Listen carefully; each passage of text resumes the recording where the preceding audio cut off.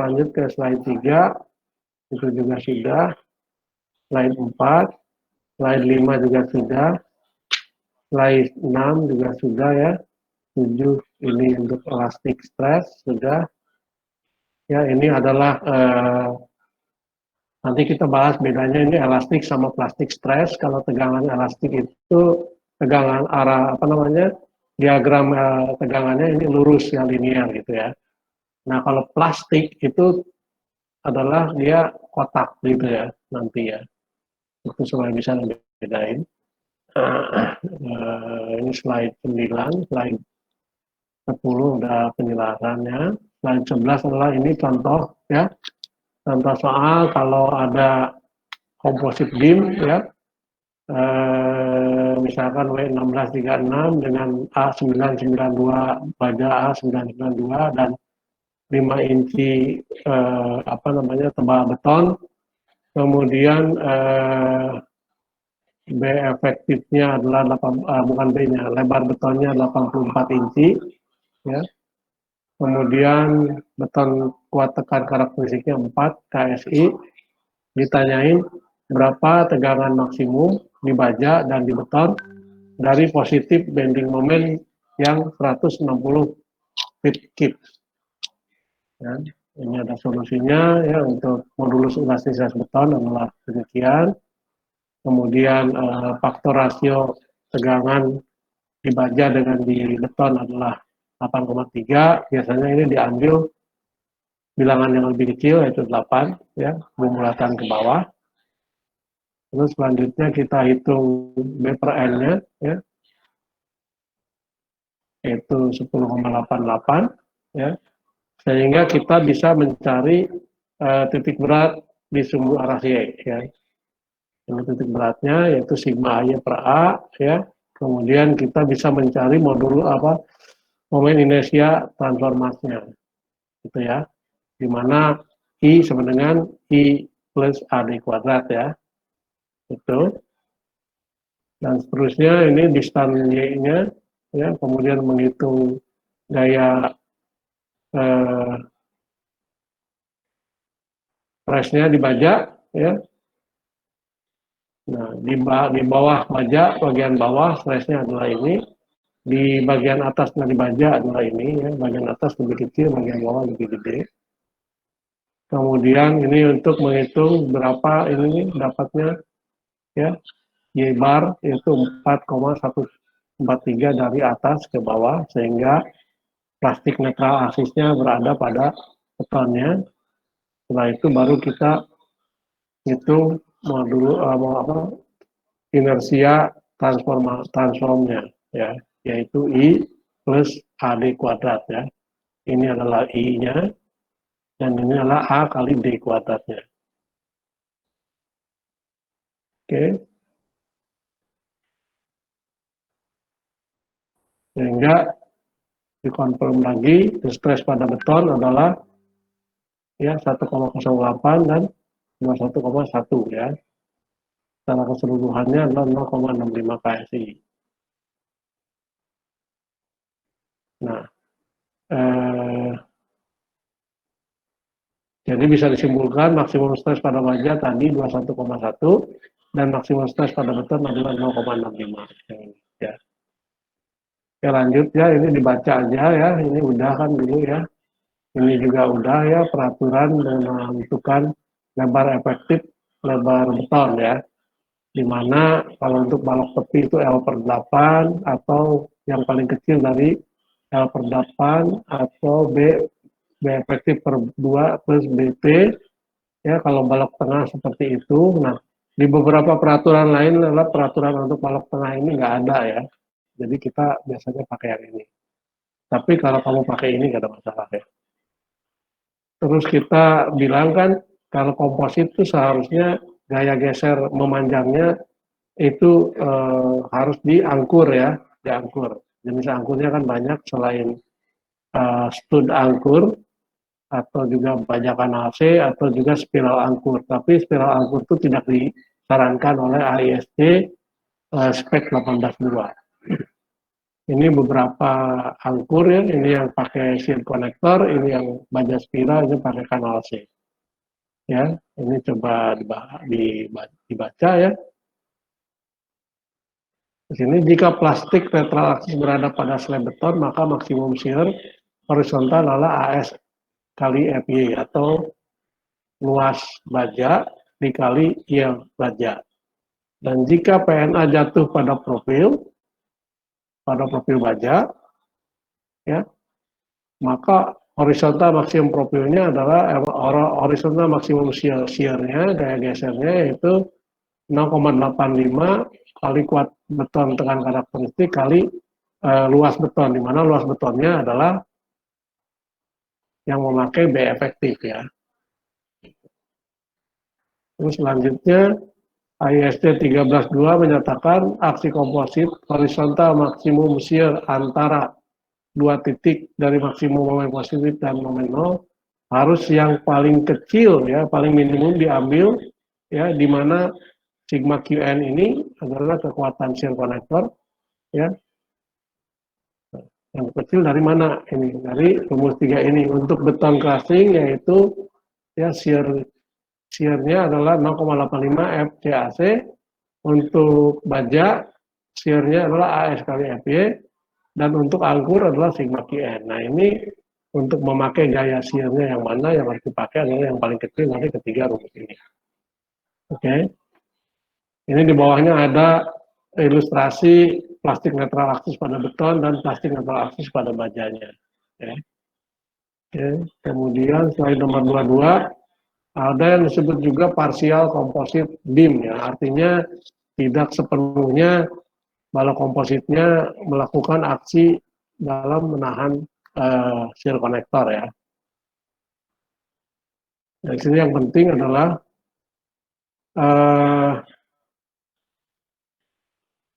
ya di sini total kuat dari angkur yang dipakai harus lebih kecil dari 25% shear strength kalau dia full composite action ya. Nah, untuk partial composite maksimum hanya 25% yang harus dipakai. Oke, lanjut ya. Nah, untuk steel angkur itu kekuatannya bisa dilihat di tabel steel angkur ya. Di buku yang saya kemarin yang buku AISC ya, itu ada tabel angkur dari nomor setengah inch kalau nggak salah sampai nomor berapa gitu dengan tingginya, diameternya, dan kekuatannya per angkur ya. Terus ada syarat-syarat di sini misalkan ini ya.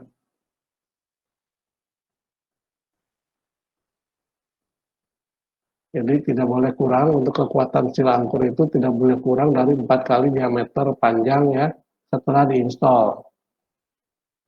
Untuk channel juga demikian ya. Ini dibaca aja. Saya belum sempat menerjemahkan jadi sambil belajar bahasa Inggris ya. Kemudian kekuatan steel angkur itu rumusnya adalah Qn untuk satu jenis angkur 0,5 kali ASA akar kuat beton karakteristik dikali modulus elastisitas beton dan harus lebih kecil dari RG dikali RP kali ASA kali FU ya. Di mana RG, RP, ASA, FU itu adalah faktor-faktor yang didapat dari ISD Equation 18.1 apa namanya bisa dilihat di tabel di buku ISD yang kemarin saya kirim ya, coba dilihat ya, ini faktor-faktor ini ya. Kemudian tadi ini apa ya, ya. Nominal shear strength untuk steel angkur ya, yaitu ini rumusnya ya. Kemudian di sini ada number, spacing, jumlah, jarak antar angkur dan beton, selimut beton, syarat selimut beton ya. Jadi ini tolong dibaca ya, syarat selimut betonnya, ini ada ya. Kemudian spasi dari angkur, jarak antar angkur harus berapa? Di sini ada ya tertulis ya. Kemudian ini dibaca saja ya. Eh, Maksimum dan minimum spacing, artinya jarak maksimum dan jarak minimum yang harus diperbolehkan kalau kita memakai sir angkur ya. Angkurnya ini tolong dibaca ya. Kemudian kalau minimumnya ini disebut 4 kali diameter angkurnya ya, dalam direksi horizontal, apa namanya, direksi memanjang maupun melebar ya. Lanjut. Nah ini kira-kira penempatan angkur pada flange baja dan bagaimana cara memasangnya. Kalau miring harus gimana, jaraknya ini 4 kali diameter ya. Kemudian jarak baris pertama dengan baris kedua adalah 6 kali diameter ya. Tapi jarak angkur dalam satu baris itu 4 kali diameter minimum. Oke, lanjut ya.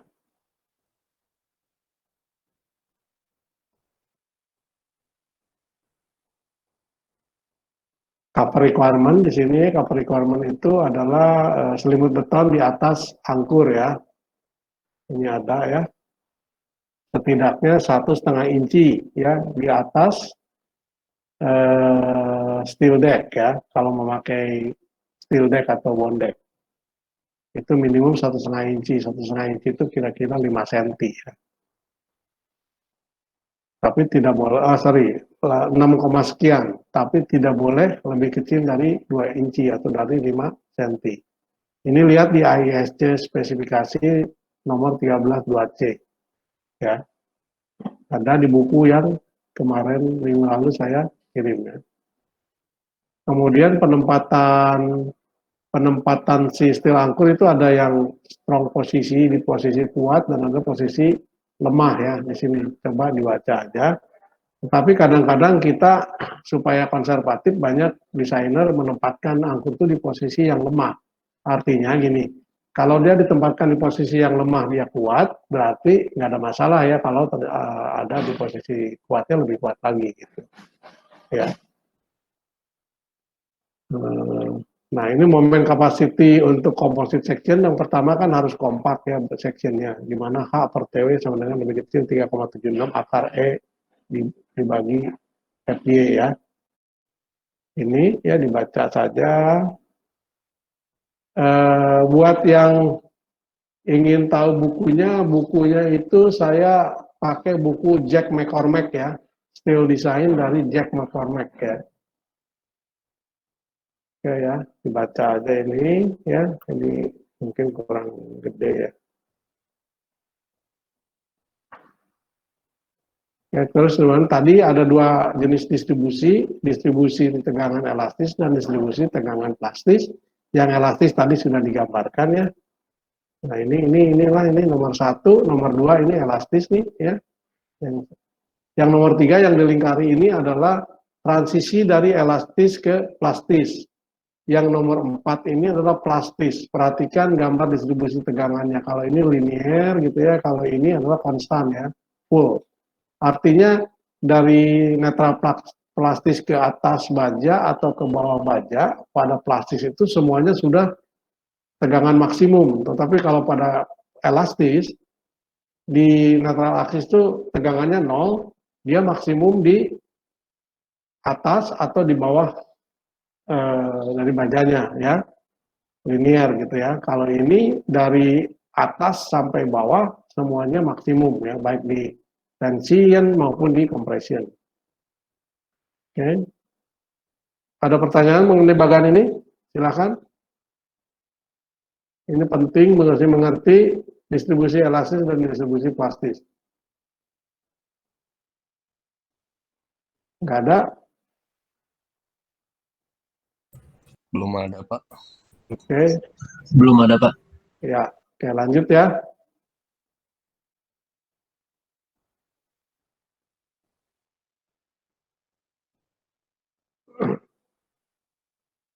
Tegangan lentur dalam balok homogen dapat dihitung, nah ini ada nanti ya, balok komposit adalah balok non homogen, oleh karena itu rumus tersebut tidak langsung digunakan ya. Nah ini nanti rumusnya tadi udah ya, ini contoh ya, contoh disebut mencari momen inersia dan modulus pelampang, jadi I dan S untuk penampang komposit berikut ya.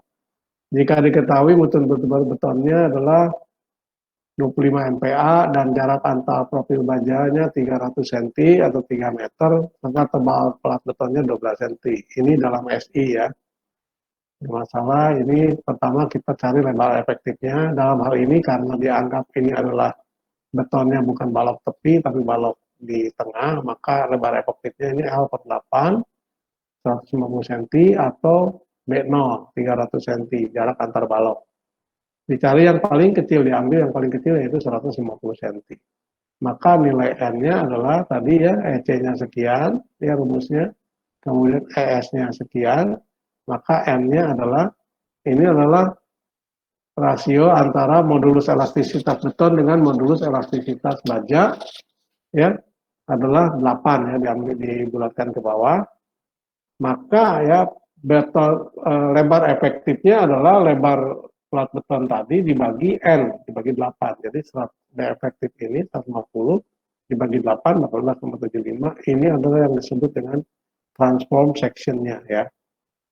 Nah dari situ kita kemudian menentukan letak garis netral di mana nih di antara ini ya. Apakah di beton atau di baja. Nah, ternyata ya garis netralnya adalah Y bar yaitu sigma AY dibagi sigma A, didapatnya 13,2964 ya, dari atas beton, berarti berterletak di baja. Maka dari situ momen inersia transformnya bisa dicari ya, yaitu ini I plus AD kuadrat, ini I plus AD kuadrat ya, dapat sekian, kemudian menurut pelempangnya adalah rumusnya SC yaitu apa? I dibagi Y ya, Y bar. Ini I dibagi Y bar. Dapat ini ya. Kemudian untuk bajanya sama ya. Sekian, untuk betonnya sekian. Ini 13 tadi yang Y bar dikurangi tebal beton ya. Oke. Ini sumbu atas SSA, SSB sumbu di bawah ya. Kemudian analisa plastis, tadi elastis sudah, sekarang tegangan plastis biasanya untuk betonnya adalah 0,85 F prime C ya. Kemudian untuk tegangan reinforcementnya ada FYR ya, tegangan relay bajanya FY ya. Nah, untuk menghitung kuat lentur nominal momen positif ada syaratnya. Syaratnya adalah beton harus kompak, yaitu H per TW lebih kecil dari ini ya. Dengan tetanya adalah theta B 0,85 dan MN dihitung berdasarkan distribusi tegangan plastis yang tadi ya, yang dari atas ke bawah baik di compression maupun di tension itu adalah maksimum tegangannya. Kemudian apabila H dibagi tebal webnya lebih besar dari ini, maka ini tidak kompak ya. Nah, kalau tidak kompak maka tetanya harus 0,9. Di mana MN-nya ditentukan berdasarkan superposisi tegangan elastis ya, itu ya. Jadi selalu kalau memilih bajanya yang plastis jadi lebih mudah. Dan diharapkan juga lebih efisien karena kalau tegangannya dari bawah sampai atas semuanya memikul tegangan, memikul beban, artinya kan tidak ada bagian dari baja itu yang memikul misalkan 1/8, setengah dari tegangan maksimumnya. Oke ya, lanjut ya.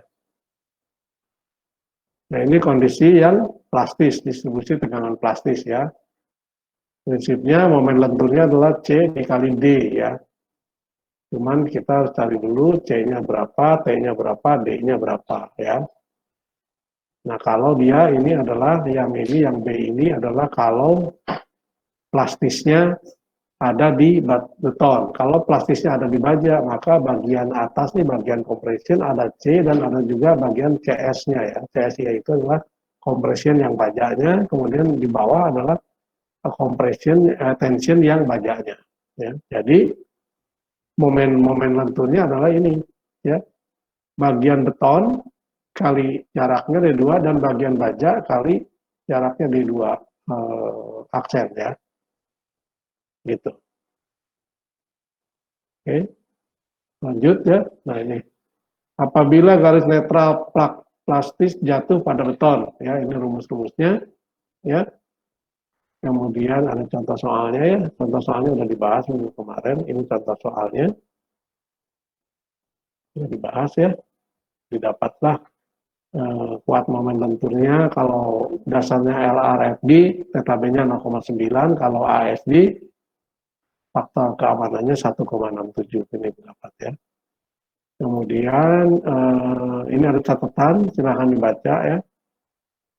46. Bagaimana kalau netral aksisnya ada di bajanya? Maka ini, contohnya ini ya, netral aksisnya ada di pas di bajanya ya. Sama saja yang penting dicari ya tegangan apa namanya gaya compressionnya, gaya tekan dan gaya tariknya ya. Kemudian momen lenturnya adalah gaya tekan kali jarak antara keduanya atau gaya tarik kali jarak antar keduanya. Oke, nah netral aksis di atas dari bajanya ya. Jadi terletak pada flange dari baja. Ini adalah rumus-rumusnya ya. Ini contohnya. Ini udah dibuat PR kan ya? Halo? Sudah, Pak.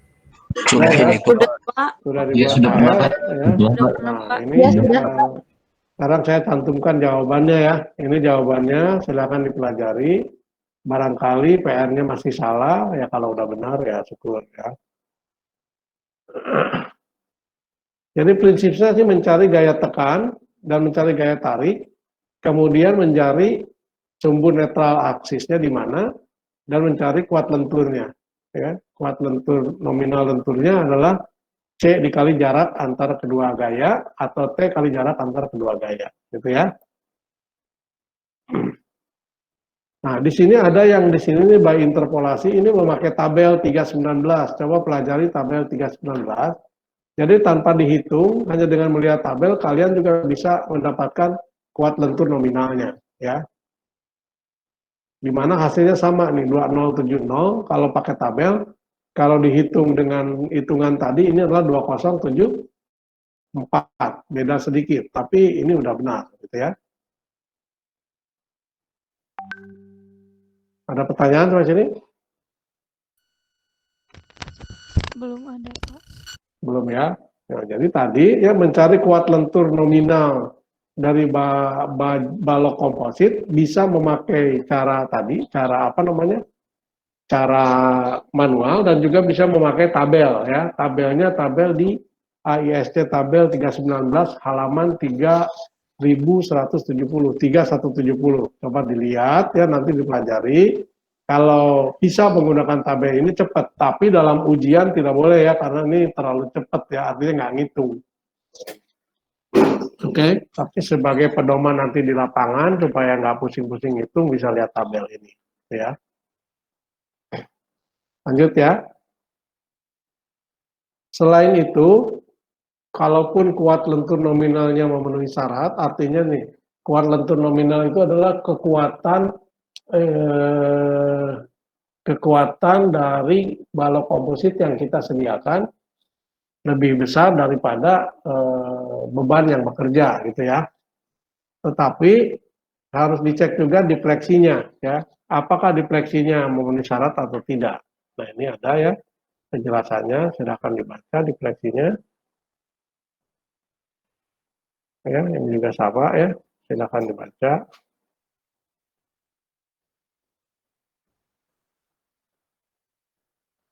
Oke ya. Nah, defleksi itu ada beberapa kondisi ya. Kondisi menghitung defleksi itu apabila misalkan balok kompositnya waktu pelaksanaannya tidak ditopang oleh scaffolding ya. Maka final defleksi finalnya atau defleksi totalnya akan sama dengan defleksi yang disebabkan oleh beton basah, ya, ditambah dengan defleksi yang disebabkan oleh beban setelah beton mengering. Beban setelah beton mengering itu live load-nya ya. Live load-nya itu apa? Misalnya ya ada manusia, ada mesin dan sebagainya. Ya. Sehingga kalau pada pelaksanaan beton komposit yang tanpa ada scaffolding, semua defleksi harus dianggap sebagai live load, ya, termasuk beton basahnya. Lanjut ya. Nah, sekarang bagaimana mendesain composite section? Tadi ada dua ya, bagaimana mendesain composite section itu adalah kalau untuk gedung, ya, bentang yang efisien dari kolom ke kolom itu biasanya antara 25 sampai 50 feet. Sedangkan untuk jembatan, efisien bentang dari tumpuan ke tumpuan itu biasanya 420 feet atau sekitar 40 meter ya. Dan kalau baloknya menerus, maka jarak antara tumpuan ke tumpuan itu sekitar 50 sampai 60 feet. Jadi 15 sampai 20 meter. Gitu ya. Untuk gedung tinggi ya, ada juga rasio yang standar ya untuk ketebalan balok terhadap panjang bentang itu biasanya kalau dalam feet itu L/24 kalau bebannya statik. Kalau bebannya banyak vibrasi, misalkan beban mesin, DPL-nya biasanya L/20 ya. Tapi ini dalam feet ya, kalau dalam meter agak berbeda ya, tinggal dikonversi aja. Lateral bracing ya, nah dibaca aja mengenai lateral bracing ya. Nah di sini dibahas kekuatan struktur selama pelaksanaan ya, baik yang ditopang pakai scaffolding ataupun yang tidak ditopang oleh scaffolding ya. Jadi sebelum beton mencapai kekuatan desain, yaitu minimal 75% dari kuat tekan beton pada 28 hari, tidak ada perilaku komposit yang terjadi, sehingga berat beton harus ditopang. Ini makanya kenapa harus pakai scaffolding. Nah, setelah beton mencapai umurnya, scaffolding temporer baru bisa dilepas, dan berat lantai dan beban lainnya dapat dipikul oleh balok komposit. Jadi, kalau sudah mengeras, baru bisa dipakai dipikul oleh balok komposit. Tapi selama betonnya belum mengeras itu tetap harus ada scaffolding. Biasanya dianggap mengeras jika sudah mencapai 75% dari kuat tekan 28 hari. Ya. Nah, jika tidak mempergunakan scaffolding, maka balok baja harus dapat memikul berat sendiri dan berat bekisting dan berat beton selama periode kuring ya. Selama periode belum kering. Gitu ya. Nah, ini juga harus diperhitungkan ya, karena nanti kalau ngitungnya komposisinya sudah dianggap komposit kan, balok bajanya pasti lebih kecil dibanding kalau tidak komposit. Jadi ini harus diperhitungkan juga. Ketika perilaku komposit telah tercapai, maka beban tambahan, beban mati, dan beban hidup bisa dipikul oleh balok komposit. Jadi ada beberapa kondisi yang harus dipertimbangkan ya. Pertama adalah selama pelaksanaan yang tanpa sokongan, tanpa scaffolding, selama konstruksi, yang dengan tanpa scaffolding, tetapi umur beton belum tercapai, dan tanpa scaffolding, tapi umur beton sudah tercapai. Terus ada lagi konstruksi dengan scaffolding, ya. Nah ini tolong dibaca ya. Syarat-syaratnya apa di sini ada ya. Ini contoh ya, contoh yang memperhitungkan apa namanya? Ini ya beban sebelum beton di cure, beton selesai curing ya. Kemudian menghitung beban setelah beton selesai curing, kemudian menghitung kekuatan dari aksi kompositnya ya. Ini ya. Ini adalah kuat tekan bajanya, daerah baja, kemudian ini tadi seperti tadi ya, perhitungnya kita menghitung C dan T ya, di mana kita harus mencari jarak antara C dan T supaya momen lenturnya bisa dihitung ya. Nah, di sini kebetulan apa namanya? Netral plastisnya berada pada beton, seperti contoh yang nomor tadi di atas ya. Ini ya. Nah, ini kuat lentur sebelum beton mengeras, ya.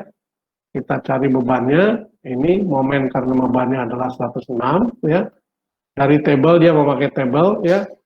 Kuat nominal 109 lebih besar daripada 106, maka aman ya. Dalam keadaan basah aman ya. Dalam keadaan beton belum cure ya, belum di curing.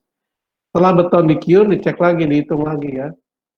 Nah, faktor load moment luarnya adalah ini akibat beban luar, ya, dimana kalau dead load dikali 1,2 dan live load dikali 1,6 itu adalah bebannya sekian. Momennya untuk simpel bentang sederhana seperdelapan WL kuadrat ya, dapat sekian. Nah, ultimate strength-nya adalah 0,9 kali 536 ya, sama dengan 483,483 feet cubes, lebih besar dari akibat beban luar 308 feet cube. Jadi oke, walaupun sebelum beton mengeras dan setelah beton mengeras. Oke, nah bagaimana mengestimasi berat beban ya sementara? Ini adalah rumusnya ya dari LRFP manual ya. Silakan dicek ya. Kemudian momen inersia ada lower bound, ada upper bound. Ini rumusnya ya, lower bound yang di bawah, upper bound yang di atas. Ya. Ini rumus-rumusnya ya. Kemudian extra reinforcing. Ya, walaupun setiap bentang balok itu dianggap sederhana, balok sederhana, tetapi ya balok baja itu biasanya di akhirnya itu tidak sempurna gitu ya, sehingga terjadi momen negatif di situ di tumpuan ya, sehingga perlu tambahan perlu tambahan tulangan di situ karena ada momen negatif walaupun hanya sedikit ya. Padahal seharusnya kan kalau bentang sederhana artinya tumpuannya sendi dan roll itu harusnya momennya 0 di tumpuan ya. Tetapi ya itu tadi ya. Karena kadang-kadang tidak sempurna tumpuannya sehingga timbul momen negatif di situ, maka biasanya tetap ada tambahan tulangan untuk momen negatif di tumpuan.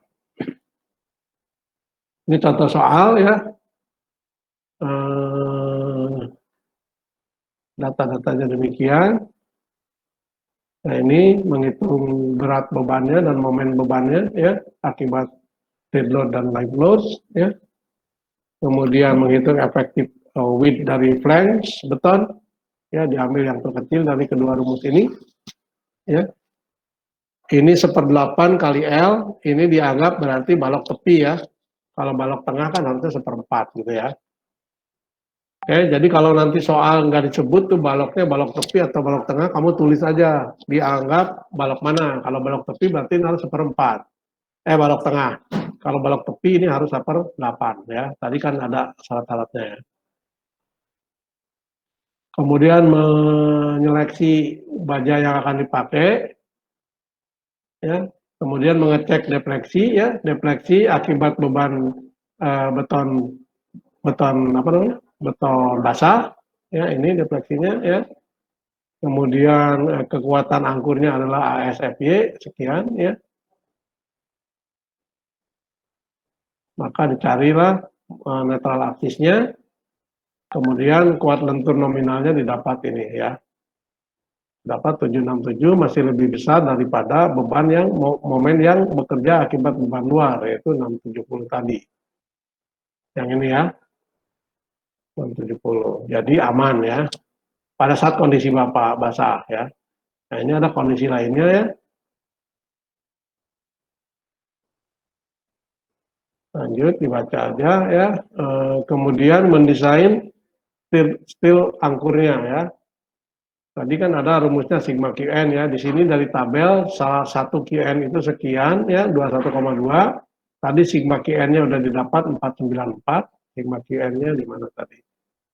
Nah ini ya, sigma IPN-nya adalah ini, maka jumlah angkurnya adalah sigma QN dibagi QN ya, didapatnya 2,3,3. Dipakailah sudut angkur nomor 34. Nah ini dipakai 24 ya, dibulatkan ke atas ya, tidak boleh dibulatkan ke bawah ya, jadi kurang kalau ke bawah. Kalau ke atas kan jadi lebih, nggak masalah ya. Kemudian ini menghitung deflection keakibat live load ya, di mana rumus-rumusnya ini ya. Ini live load-nya 2 Q per feet kali 36, artinya QL kuadrat per 8 ya.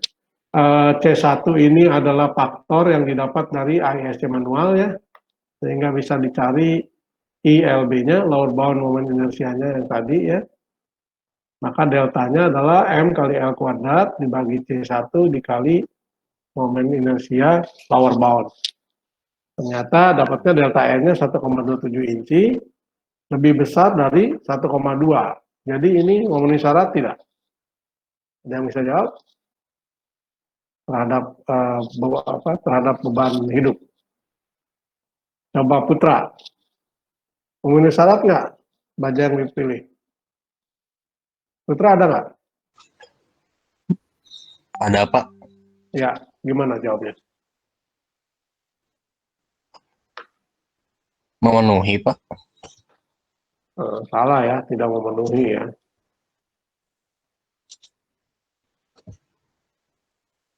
Lihat ini ya, defleksi yang terjadi 1,27, yang ya lebih besar daripada yang disyaratkan ini setengah ya. 1,2. 1,27 lebih besar walaupun sedikit dari 1,2. Jadi W-nya tadi harusnya naik ya. Tetapi kalau kasih keterangan, ya defleksi yang terjadi ya lebih gede daripada defleksi yang disyaratkan, maka seharusnya ini dihitung ulang dengan memakai baja yang lebih besar gitu ya. Itu udah benar ya, nggak usah hitung ulang ya. Tapi kalau ngomonginnya memenuhi salah ya, karena ini 1,27 lebih besar daripada 1,2. Cukup jelas Putra? Putra? Jelas, Pak. Jelas, Pak. Oke ya. Kemudian menghitung shear ya, shear gaya lintang pada balok baja ya, di mana shear-nya adalah ini ya, delta PN delta 1,95 ya dari table ya, dan secara LRFD ini, ASD ini ya, oke ya, dipakailah W1846 dengan 48 3/4 inch headstood ya. Contoh soal lain, disuruh mencari menyeleksi baja sectionnya, kemudian menghitung jumlah studnya, kemudian menghitung kekuatan balok sebelum beton mengeras, kemudian menghitung defleksi setelah beton mengeras, kemudian menghitung defleksi akibat live load ya setelah beton mengeras atau setelah aksi komposit terjadi, menghitung shear-nya, kemudian seleksi lagi WF yang bisa memenuhi atau menahan semua beban, baik secara pada waktu beton basah maupun setelah beton mengering. Itu ya, contoh soalnya ini adalah itunya, silakan dipelajari ya. Pertama-tama menghitung momen akibat beban luar nih ya. Di sini adalah MU, dianggap balok sederhana, jadi QL kuadrat per 8 ya. Sama ya, tapi di sininya Q-nya atau WU-nya itu adalah kalau RAPFD itu kan 1,2 dead load plus 1,6 kali light load. Kalau yang allowable stress design atau AST itu 0,78 plus 1,2. Tidak ada faktor load-nya ya di sini ya, tidak dikalikan faktor load-nya. Ada pertanyaan sampai sini? Trina ada pertanyaan? Izin bertanya, Pak, saya, Pak. Ya Kak, silakan Putra. Itu kan yang untuk hitungan momen nominal lewat cara tabel manual itu kan ada apa tentuan zona PNA. Nah itu tuh dibagi 7 berdasarkan apa aja Pak? Dibagi 7-nya itu. Lihat di sana, saya nggak hafal ya. Lihat di manualnya. Oke, Baik Pak. ada di manualnya itu ya.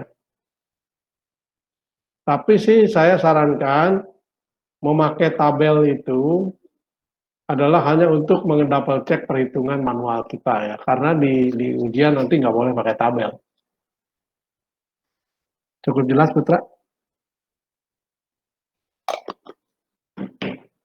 Putra, cukup? Jelas Pak. Oke ya. Rina ada pertanyaan? Cukup Pak. Belum ada, Pak. Belum? Oke, kalau nggak ada pertanyaan, lanjut ya. Ini menyeleksi WF-nya ya. Pertama-tama dicari dulu Y konkretnya ya. Kemudian dicoba WF di sini W1631 ya. Dicari sigma QN-nya ya. Kekuatan daripada shear stud-nya, konektornya. Dari tabel dilihat ya kekuatan per satu angkur. Kemudian netra apa namanya? Aksis ya, sentra gravitinya di mana, didapat lebih kecil dari 4 in, berarti sama, ini masa A-nya, netral plastis berada pada beton ya, dan seterusnya. Desain studnya tadi ya didapat dari tabel, sigma QN-nya 456 ya, maka jumlah angkur yang didapatkan, karena satu angkur 17,2, dapat adalah 26,5 atau diambil 27 ya. Oke.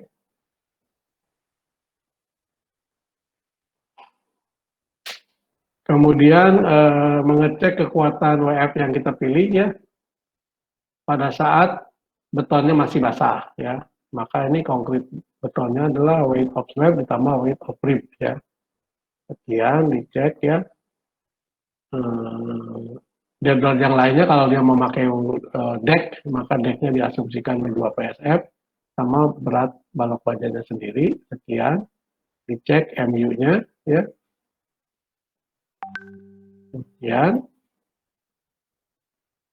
Kemudian mencari defleksi akibat sebelum beton mengeras setelah ini ya, MD-nya adalah WD WL kuadrat per 8, deltanya ini adalah M kali Y dibagi C nol faktor C1 ya, kali S, seperti ini ya. Nah ternyata delta deadload-nya ini lebih besar daripada deadload yang defleksi yang disyaratkan, yaitu 2,64, lebih besar daripada 2,5. Nah, bagaimana caranya adalah supaya tidak perlu mengganti baja yang kita pilih. Salah satunya adalah pada saat pelaksanaan si balok bajanya di chamber ke atas ya. Di chamber ke atas ya, di chamber sebesar 2,64 ya. Jadi pada saat beton dicor dan basah, nanti balok bajanya akan turun sebesar 2,64. Artinya akan menjadi rata ya, dari artinya awalnya melengkung ke atas menjadi rata. Itu kegunaan daripada chambernya. Kalau dulu yang memperhatikan di jalan tolnya Jakarta Cikampek itu si Bukaka itu box girdernya itu semuanya melengkung ke atas pada saat dipasang sebelum lantai betonnya dicor. Setelah lantai betonnya dicor, ya terjadi aksi berat betonnya itu, maka setelah terjadi aksi komposit, si box girder yang baja dari Bukaka itu semuanya menjadi rata horizontal. Ya. Oke, lanjut ya. Kemudian mencari defleksi akibat composite action, artinya setelah beton mengeras ya. Ini ya. Sudah dicek gaya lintangnya ya. Kemudian menyeleksi WF yang bisa menahan semua kondisi tadi ya. Itu ya didapat ya 2455 ya. Nah, tadi itu adalah perhitungan-perhitungan diasumsikan kalau bentangnya itu adalah bentang balok bajanya itu terletak pada tumpuan yang sederhana, artinya tumpuannya sendi roll atau sendi-sendi gitu ya. Sorry, sendi roll aja, sederhana. Nah, tapi ada gelagar jembatan yang balok bajanya itu menerus ya, sehingga akan terjadi di tumpuan itu akan terjadi momen negatif, kuat lentur momen negatif karena kalau dari balok menerus di tumpuan itu terjadi momen negatif ya. Kenapa momen negatif? Karena pada daerah atasnya akan posisinya pada kondisi tertarik atau tension ya. Nah, jika demikian maka ini ada peraturannya ya, balok baja yang dipilih harus balok baja yang kompak ya. Pelat beton dan balok baja di daerah momen negatif harus disatukan dengan penghubung geser ya. Kemudian tulangan pelat yang sejajar dengan balok baja di sepanjang daerah lebar efektif pelat beton harus diangkur dengan baik. Kemudian maksimum negatif momen harus diambil yang di paling kecil dari ya ini ASR kali FYR dan sigma QN. Jadi diambil dari yang terkecil dari kedua rumus ini, di mana ASR adalah luas tulangan baja, FYR adalah tegangan leres tulangan baja. Oke. Kemudian ini contohnya ya, kalau terjadi tegangan negatif, kuat lentur momen negatif di tumpuan. Jadi gaya-gaya yang terjadi yang di tumpuan itu di atas tumbuh plastisnya adalah ada gaya karena tulangan ya, gaya tarik tulangan dan ada gaya tarik karena balok bajanya ini dan betonnya. Ya, sedangkan di daerah kompresinya hanya baja saja yaitu ini ya di bawah ini ya kayak apa ya gitu ya. Tadi rumus-rumusnya adalah ini ya. Untuk akibat tulangan, TSR artinya gaya tarik itu adalah ASR kali FYR ya. Kemudian gaya compression maksimumnya adalah gaya baja maksimumnya adalah AS dikali FY ya, gaya tekan seluruh penampang profil baja. Di mana Cmax ini harus lebih besar daripada TSR ya. Nah, kalau Cmax lebih besar daripada TSR, maka garis netral plastis akan jatuh pada profil bajanya di sini ya. Sehingga MN-nya bisa dicari dari TSR kali jaraknya plus TS kali jaraknya atau dari C-nya dari bajanya CS kali D2 plus TSR kali D1 ya. Terserah yang mana sama aja hasilnya. Oke, nah terus balok baja yang di encase ya, di encase bahasa Inggrisnya artinya di jacketing dengan beton. Ini contoh gambarnya. Syarat-syaratnya adalah tebal minimum selimut beton yang menyelimuti baja. Nah, ini kenapa balok baja ini ada yang di encase begini? Pertama, di awal-awalnya ini sebetulnya adalah untuk memperkuat baja terhadap fire rating ya, artinya terhadap kalau terjadi kebakaran. Awalnya di situ, tetapi karena akhir-akhir ini selain untuk menahan kebakaran juga untuk memperkuat kuat lentur dari balok itu, sehingga balok baja itu di encase diselimuti dengan beton. Di mana tebal minimum selimut beton yang menyelimuti baja tidak kurang dari 5 cm, ya, kecuali yang disebutkan pada ini di AS ya. Kemudian posisi tepi atas balok baja tidak boleh kurang dari 40 mili atau 4 cm di bawah sisi atas pelat beton dan 5 cm di atas sisi bawah pelat ya. Kemudian selebut beton harus diberi kawat jaring atau baja tulangan dengan jumlah yang memadai untuk menghindari terlepasnya bagian selubung tersebut pada saat balok memikul beban. Yaitu ini ya, yang tulangan baja yang kayak U ini ya. Nah, kekuatan balok baja yang diberi selubung beton. Kuat lentur rencana balok baja yang diberi selubung beton, yaitu delta MN, theta MN, dihitung dengan mengambil theta 0,9 dan MN yang nilainya ditentukan berdasarkan superposisi tegangan yang tadi ya. Bisa elastis, bisa plastis tergantung netral aksisnya di mana ya. Sebagai alternatif, kuat lentur rencana theta MN ini dapat dihitung dengan mengambil theta 0,9 Dam EN ditentukan berdasarkan distribusi tegangan plastis ya. Jadi bisa pakai tegangan elastis maupun plastis ya. Nah, tadi ya udah diuraikan yang elastis maupun yang plastis. Oke, nah ini design of concrete and cast section ya. Ada dua metode, satu metode adalah ini, dan ini metode kedua. Metode pertama menurut ISC spek tahun 13.3, kekuatan desain daripada NK section may be didasarkan plastic moment capacity, yaitu theta MP atau MP dibagi omega ya, kalau ini untuk ASD, kalau theta MP adalah untuk LRP dari bajanya, di mana theta diambil 0,9 dan omega diambil 1,67. Kalau metode yang kedua adalah kekuatan desainnya didasarkan kepada titik leleh pertama dari flange, tension flange, dan mengasumsikan ya aksi komposit antara beton dengan baja sudah terjadi, which is in compression ya, di mana di sini tetap ya tetanya 0,9, omeganya 1,67. Oke, ini ada catatan kalau yang kedua dipakai harus apa, di mana modulus elastisitas beton itu bisa dihitung dengan rumus WC pangkat 1,5 kali 32 dikali akar kuat beton tekan karakteristik ya. Kalau dalam SI unit ini adalah ini ya, EC-nya adalah WC pangkat 1,5 kali 0,043 kali kuat beton karakteristik diakarkan. Oke. Slenderness effect diabaikan kalau dalam encase beton ya. Ini ada contoh 16.5 ya.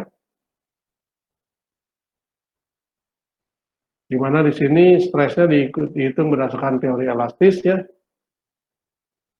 Dan composite actionnya dihitung dengan cara yang kedua. Oke, silakan dipelajari yang 16.5 ini, saya nggak akan terangkan dulu ya untuk bahan minggu depan ya. Kemudian pada ini ya, ada catatan ini ya, untuk bangunan gedung ya, pada balok komposit, konstruksi balok komposit dengan bajanya yang diselimuti beton, positif momennya dihandle seperti biasa ya, yang tadi itu untuk negatif momen, tetapi ya harus dihitung berdasarkan transform sectionnya ya. Nah, yang diarsir ini adalah area yang dipertimbangkan ya daripada compression dari beton ya. Area yang atas ini betonnya ke dalam keadaan tarik, maka karena beton tidak bagus untuk menahan gaya tarik, maka ini diabaikan luas area beton di atas sumbu netral aksisnya. Oke. Ini ada homework ya, ada 2 soal, silakan dikumpulkan minggu depan ya.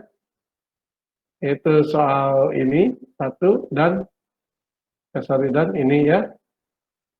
Kemudian ada bahan satu lagi, yaitu kalau ini udah mengerti, nanti kita akan UTS dulu ya. Mungkin kita persiapkan UTS minggu depan, setuju nggak? Halo? Kita UTS minggu depan ya. UTS-nya apa? Soalnya mirip-mirip contoh soal aja. Jadi menghitung momen akibat beban luar, terus menghitung momen nominal ya, atau momen resisten.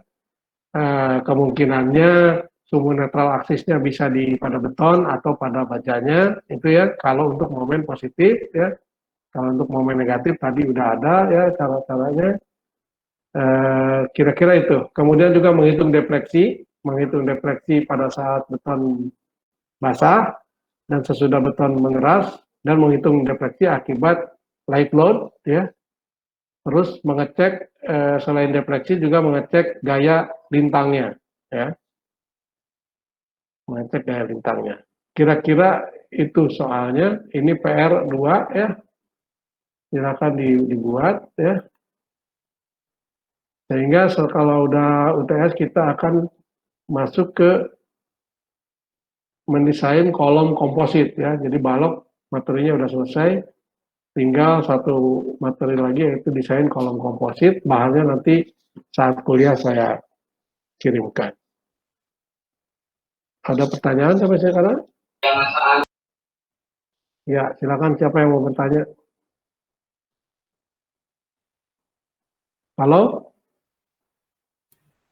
Halo, Siva mau nanya. Fahmi? Fahmi suaranya nggak kedengeran. Ah, bukan. Siva mau tanya? Enggak. Ya, Bapak, PPT yang Bapak kirimnya bukan yang ini, yang 81 slide. masa? Pak. Salah ya? Kok udah diam aja dari tadi?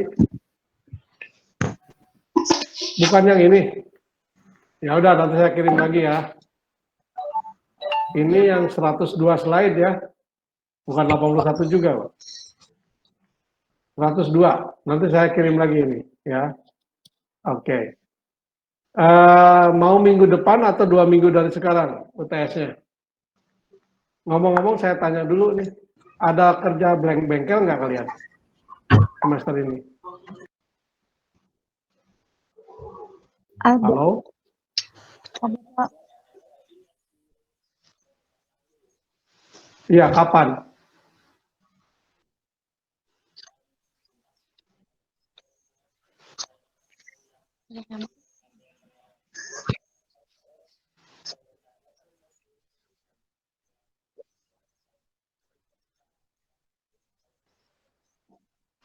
Hari Jumat minggu ini?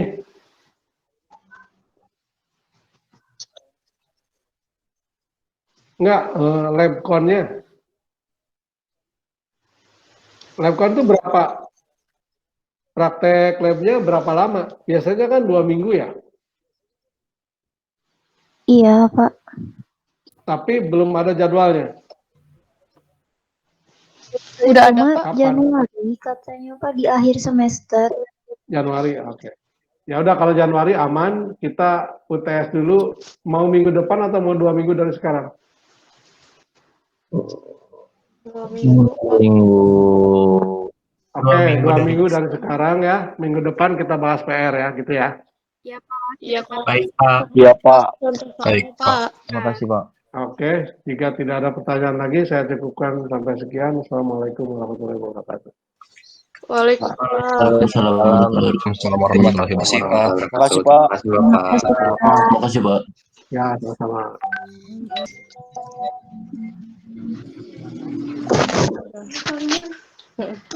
Tapi kamar itu kata si ibu tuh cina udah nggak ada. Udah. Kata si ibu tuh kamar itu cina jangan ada dulu lampiran tentang si bapak. Jadi sama jadi si bapak si pak ininya teh nanti teh nggak ada ke atas udah scroll. Nah, si bapak ini nggak tahu kata si ibu soalnya cina